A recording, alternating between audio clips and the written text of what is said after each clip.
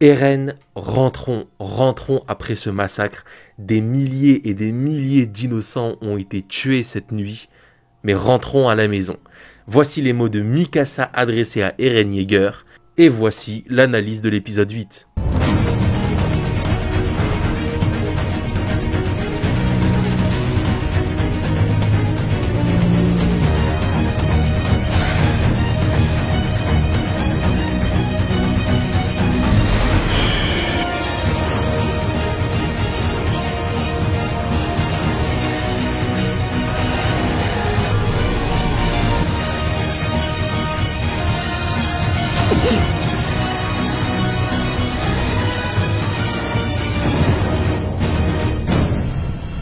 Une analyse plus tranquille que les précédentes, moins épique, moins rythmée, parce que le contexte de l'épisode l'oblige. Un épisode qui ne sera pas axé sur les combats, mais plus sur les sentiments et les émotions. D'ailleurs, la première bataille, comme Floch le dit, est terminée. Mais malgré que la première bataille soit terminée, il y a toujours une petite fille qui court avec ce fusil déterminé, et on aura vraiment une seiyuu, la seiyuu de Gabi, qui fera un travail vraiment exceptionnel sur ce personnage, détestable, il faut le dire. Incroyable, exactement comme l'épisode précédent, si ce n'est mieux encore, on ressent vraiment sa rage, sa détresse, qu'elle en veut à Eren, qu'elle veut le tuer. Et on le voit, elle court derrière ce dirigeable. Dirigeable qui d'ailleurs, il y avait une scène animée par le studio Mappa bien évidemment, mais extrêmement bien animé, encore une fois ce mouvement de caméra qui permet de ressentir cette voltige. On ressentait vraiment la sensation que Eren et Mikasa étaient accrochés qu'à un câble en fait, à cette immense structure volante. Et d'ailleurs il y en aura plein d'autres dans cet épisode, des moments vraiment exceptionnels faits par le studio Mappa. Et s'ensuit juste après ça les retrouvailles de Armin et Eren, avec une poignée de main qui vient mettre un contexte de lourdeur, qui vient rendre l'atmosphère vraiment pénible. Même Mikasa d'ailleurs détournera le regard, elle ne veut pas regarder. Ils ne se sont pas vus depuis un moment, on le comprend avec Levi qui dit « regarde ta dégaine » à Eren.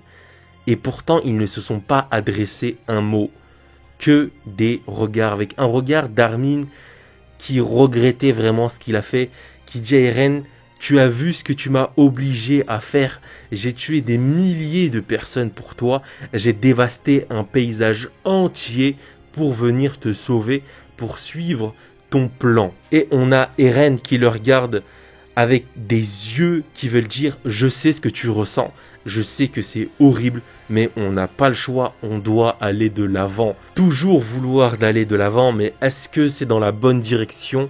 L'avenir nous le dira. Et on va parler de cette scène où Jean est accroché dans le dirigeable et on ressent encore une fois cet effet qu'il est accroché à un câble de voltige. On le voit, il tangue, en même temps le vent souffle très fort, on ressent l'altitude. Et c'est quelque chose qu'on n'avait pas forcément dans les 3 premières saisons. Chez Wit Studio, on ne ressentait pas cet effet. On est dans les airs et on tient à 2-3 bouts de ficelle. Pas du tout. Ici, c'est beaucoup plus réaliste et on le voit bien avec quand Lopov, justement, se balance. Lopov qui nous dit que la garnison n'a plus lieu d'être. Et on comprend que pendant ces 4 années, l'île du paradis, bien sûr, ont évolué. Mais il n'y a plus de corps d'armée comme du bataillon d'exploration ou de garnison, car on n'en a plus besoin, ça ne sert à rien. La garnison qui était là pour protéger les titans des murs, aujourd'hui il n'y a plus de titans sur l'île de paradis. Et revenons à notre épisode où l'on retrouve justement ce personnage qui, encore une fois, lors de la saison 3, ne voulait pas de cet assaut suicidaire de la part du Major Erwin, où rien ne l'empêchait de se rebeller et de partir, sauf si ce n'est le charisme d'Erwin. On se rappellera tous du discours de ce Major qui a osé, qui par son charisme a entraîné plusieurs soldats dans un assaut suicidaire alors que de base il ne voulait pas, avec un discours vraiment épique comme on le ressentait dans l'animé. Tout le monde a été enflammé lors de ce discours, où il nous disait que voilà, vos camarades se sont sacrifiés avant vous pour l'humanité, c'est à votre tour maintenant. Et cet esprit, Floch l'a un peu gardé durant cet épisode. On le voit bien, il est content. Il a dit, certes, on a perdu 5-6 soldats, mais on a gagné, on a fait des milliers de morts chez l'ennemi, on est les vainqueurs de cette bataille.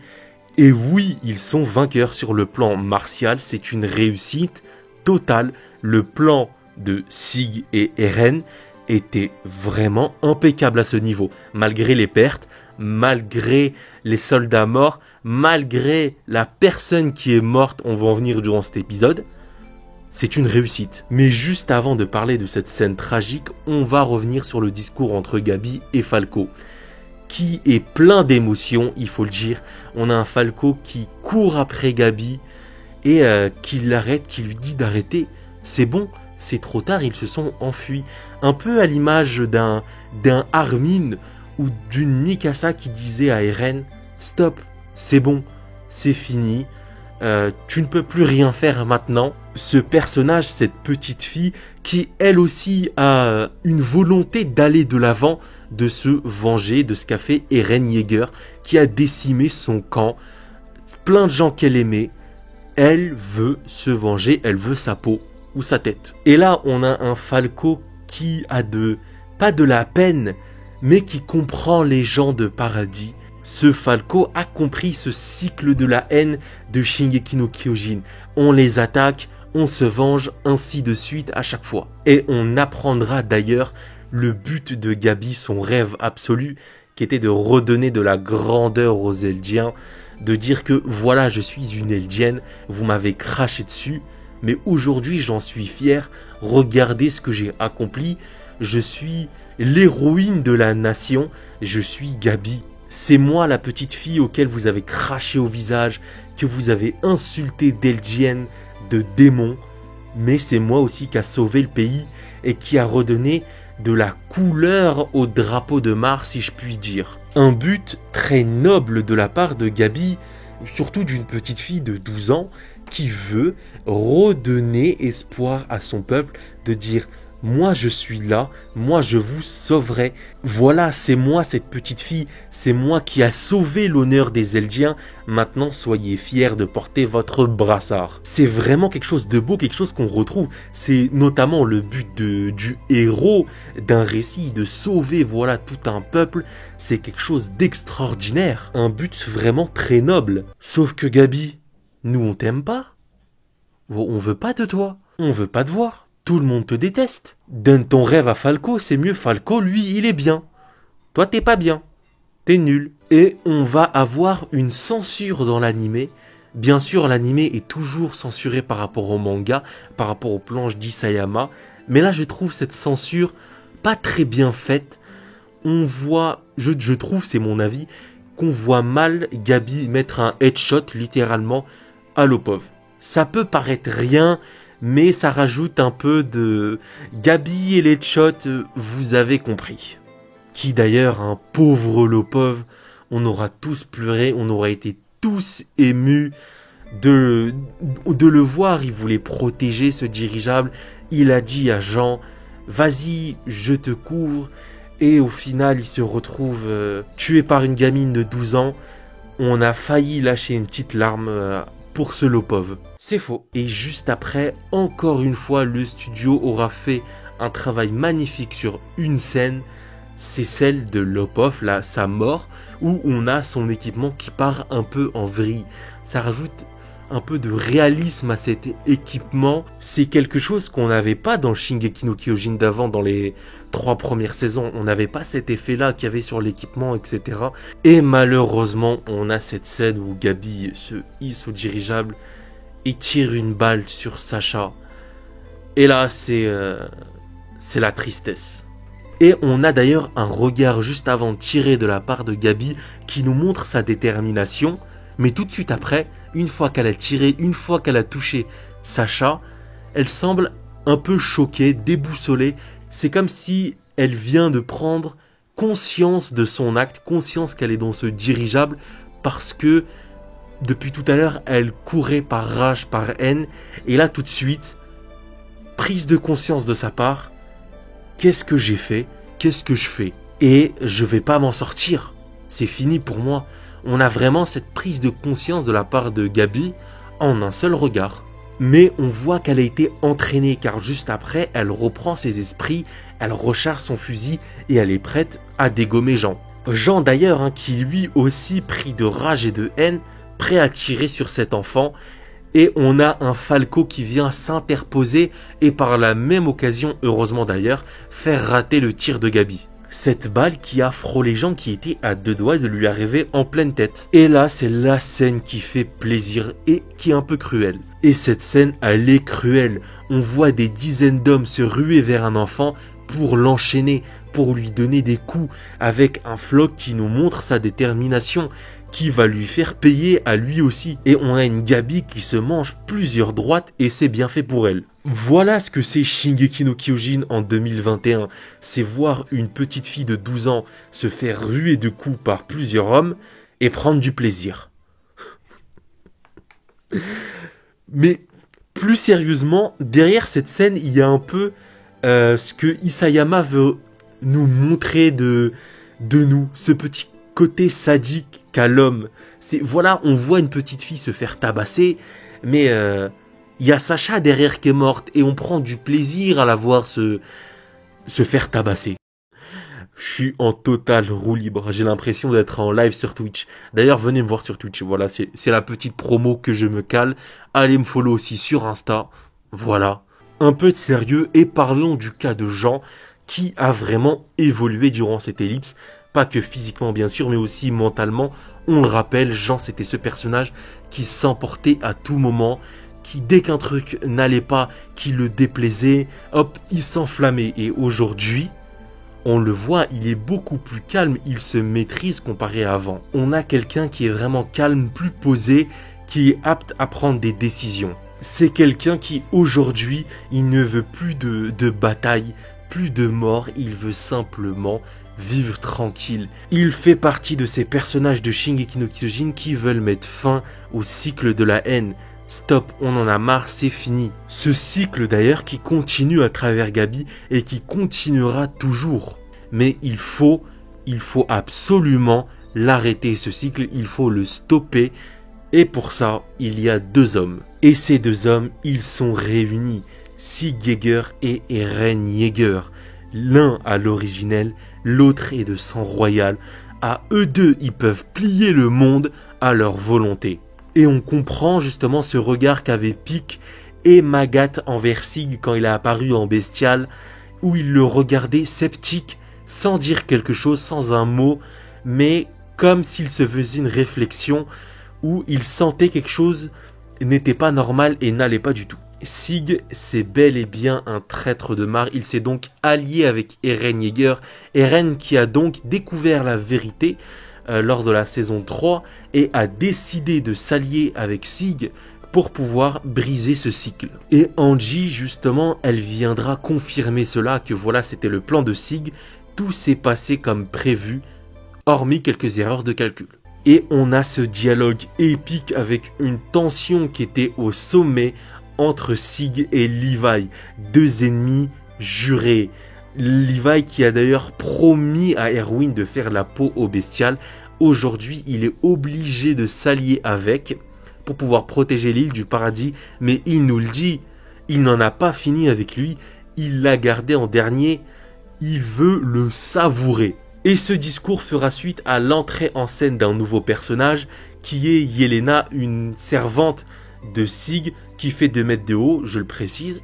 Cette personne qui aura réussi à piéger Pieck et Porco, mais malheureusement, Pieck a fait une démonstration d'une intelligence et d'un sens au niveau du combat vraiment accru et poussé, et qu'il démontre d'ailleurs encore dans cet épisode, où elle dit à Magat que voilà, j'ai reconnu ce soldat, c'est bel et bien une servante de Sig. Avec un plan qui était magnifique sur les yeux de Pieck, où on avait ce bleu, ce mélange de bleu très sobre, très calme, avec des couleurs moins flashy que dans les 3 premières saisons, où on avait des yeux pour tous les personnages qui étaient vraiment pétillants, On se rappelle tous des yeux de Eren Yeager qui brillaient de mille feux.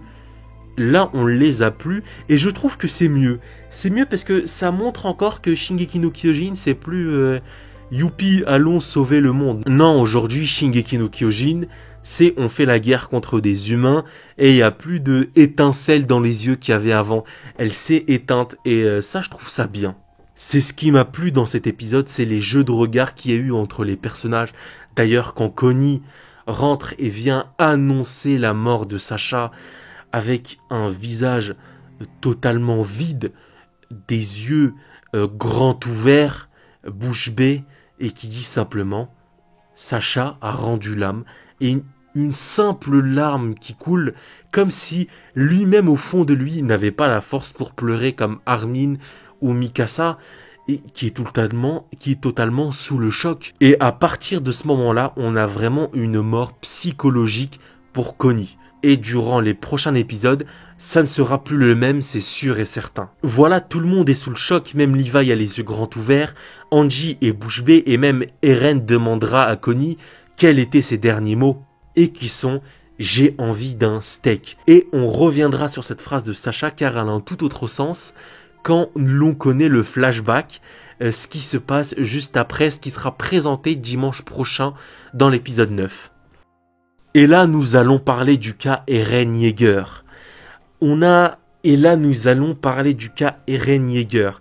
Où on a Yuki Kaji, le seiyuu donc, celui qui fait la voix de Eren, qui fait un travail monstrueux sur le personnage. Et ça se ressentait dans cette scène de la saison 3 avant qui mettent ce point au titan souriant. On a un Eren qui pleure, mais à la fois on a l'impression qu'il rit. Mais en fait, pas du tout, c'est limite un rire nerveux. Ça rend ce personnage vraiment très troublant. On ne sait plus où est-ce qu'il veut aller. Et je pense que pour ceux qui n'ont pas lu les scans, pour ceux qui visionnent simplement l'animé, on est troublé de voir ce Eren comme ça. On n'avait pas du tout le même Eren Yeager. Et c'est choquant de voir ce comportement chez Eren. Car certes, oui, il n'a pas eu un fou rire, mais c'est entre la rage et le rire nerveux, sans l'émotion du rire, sans le plaisir. Et on a Eren qui a lâché aucune larme pour Sasha. Aucune. Seulement un visage dévasté, en colère, enragé, et on le voit, il se retient. Mais c'est quand même troublant parce qu'on avait un Eren qui avait l'habitude d'exprimer ses émotions au tout début des SNK, mais là, pas du tout. Mais comme le dit Sig, ils ont réussi à réunir l'originel et le détenteur de sang royal. Maintenant, toutes les pertes qu'il y a eu derrière, ce n'est pas grave, elles seront récompensées. Parce que oui, on est dans Shingeki no Kyojin et tout le monde est sacrifiable. Malgré que la mort soit vraiment triste avec une OST magnifique. Je m'attendais, personnellement, moi qui ai lu les scans, je m'attendais pas du tout à recevoir tant d'émotions et je ne m'attendais encore moins qu'ils utilisent cette OST pour la mort de Sasha, et le rendu est tout simplement magnifiquement tragique. Donc j'étais plus en roue libre, on va dire ça comme ça, pendant cette analyse. Il n'y avait pas vraiment de choses à analyser, du moins il y en avait, mais on y reviendra plus tard dans les prochains épisodes pour ne pas spoiler bien évidemment, surtout par rapport à cette phrase de Sasha, je veux un steak. Donc merci d'avoir regardé cette review, on va pas dire que c'est une analyse, mais plutôt une review, et de ce que j'ai pensé de l'épisode, c'était excellent.